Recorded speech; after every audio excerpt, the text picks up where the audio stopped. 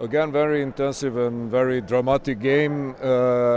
This time you won at the end. You were 30 points behind, but somehow you managed to come back and to win, to achieve very close win.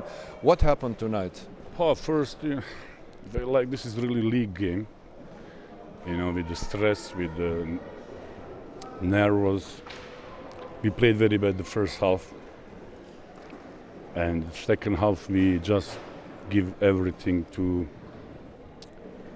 catch them. So they scored, I think, 25 points in the second half, which is very good, means very good defense.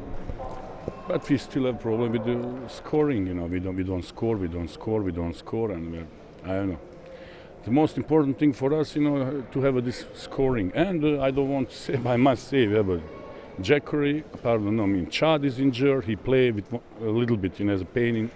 We have Sean who is injured, Tmusic is injured, Drillon is injured. We have 4 injured players. They are playing, but they have that problem, you know. You will be playing against very tough team, PAOK, on Wednesday. Will the team be ready? Will the injured player be ready for PAOK on Wednesday? Yeah. I will give 2 days off. So I never give 1 day either, you know. But I must give 2 days off and try to make some therapies to prepare them for the game, you know. Otherwise, we cannot do like that. Thank you very much. Thank you very much. Pra, ajo që tha Adis Beqiragiqi, pyeta se ishte minus 13 pikë sonte, disi arriti në fund që të mbri yllin dhe ta fitojnë ndeshjen në mënyrë dramatike.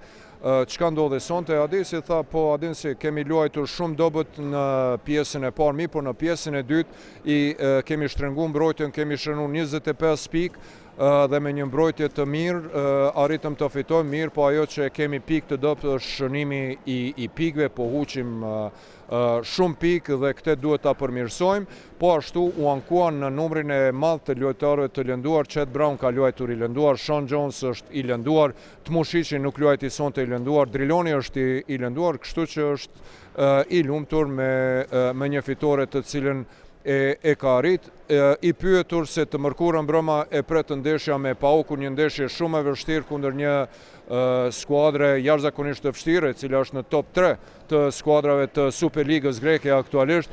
Tha, po për herë të parë presja në Trepç do të jap 2 ditë pushim lojtarëve të mi, sepse duhet të shërohen, të rehabilitohen të gjithë lojtarët e lënduar, dhe po shpresoj që deri të mërkurën të jenë të gatshëm për ndeshjen me PAOK-un. Adhurues të basketbollit, ishte kjo e tëra nga edhe një ndeshje dramatike në minatorin mes Trepçës dhe Golden Eagle Yllit, me të cilën po e përmbyllin këtë natë të bukur basketbollistike në Art Motion.